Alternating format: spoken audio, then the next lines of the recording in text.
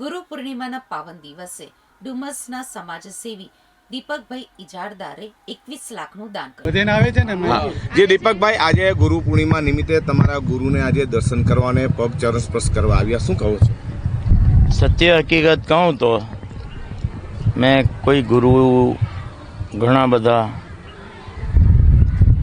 આ હિન્દુસ્તાનમાં, વેટિકનમાં પોપ, બધા ચર્ચમાં, માહિમ ચર્ચમાં બધા પાદરીઓ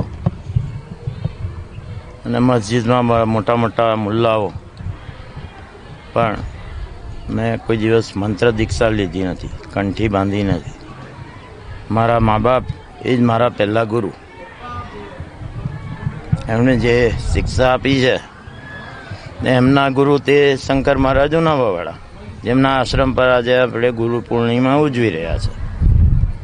ભજનમાં જ સંસારનો સાર અને પરમાત્માનું ભજન, અને ઘર બેઠા બેઠા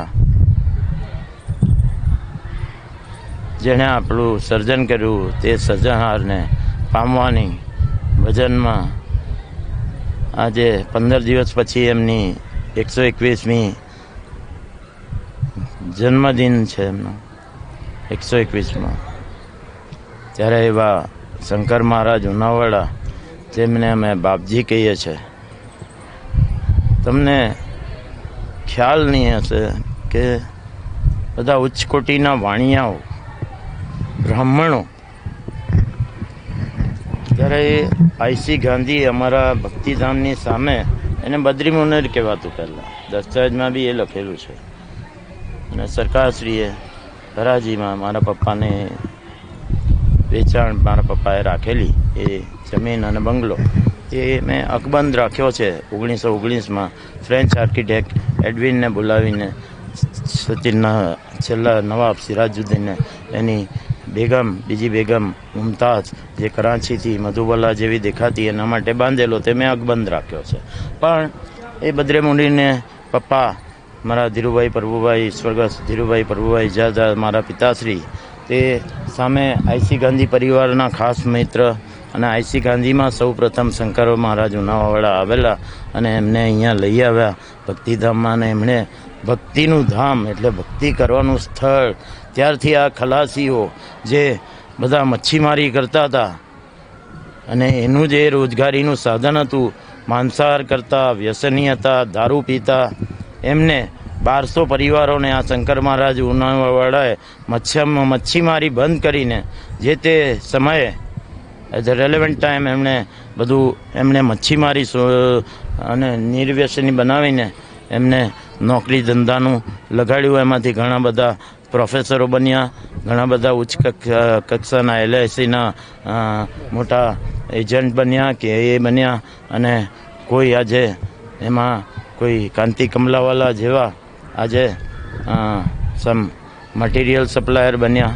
અને એ ઘણા બધા ટેમ્પો સવારે, પાછું બહુ નિયમિત જીવન, ટાઈમે સવારે ઉઠવાનું, ટાઈમે સૂઈ જવાનું, બહુ નિયમિત જીવન બાપજીએ એમને શીખવ્યું, જેનું પાલન કદાચ હું નથી કરી શક્યો. પણ જે રીતે એમણે આ બધાને 1200થી વધારે કુટુંબોને નિર્વ્યસની અને મચ્છીપાલન બાંધી, સિગરેટ, દારૂ વ્યસનમાં, કોઈ જાતનું તમાકુનું વ્યસન આ ખલાસીઓમાં છે નહીં. હવે એમને પાછા એમના પરિવારોને, એટલે કે વેવાઈઓ, મામા, કાકા, ફોઈઓને, તેમને પણ આ જ રીતે નિર્વ્યસની અને મચ્છીમારી છોડાવી દીધી. અને જૂથ સંખ્યામાં જ આજે ડુમસ ભીમપોરના ખલાસીઓ માછીમારી કરવા જાય છે. અને તે બી એમાં બાપજીનું એક ભજન ગાઉં.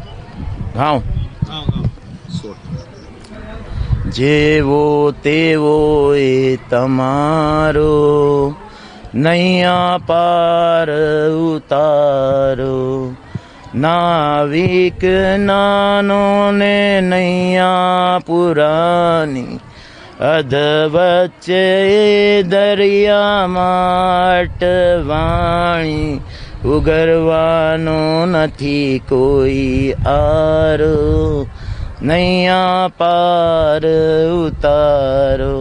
ईश्वर की ओर એક જ તું પરાયણ પરમાત્માને ભજવું.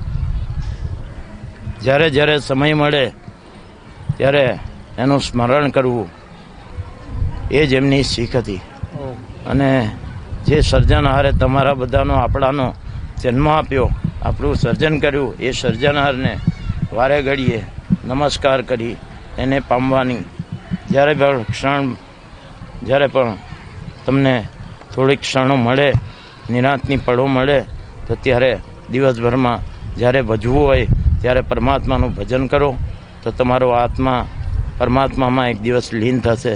ત્યારે પરમાત્મા તમને તમારા આત્માને એમાં સમાવી લેશે અને લક્ષ 84ના બંધનમાંથી મુક્ત કરીને તમને મોક્ષ પ્રાપ્ત કરશે. એ જ અભ્યર્થના. Okay thank you.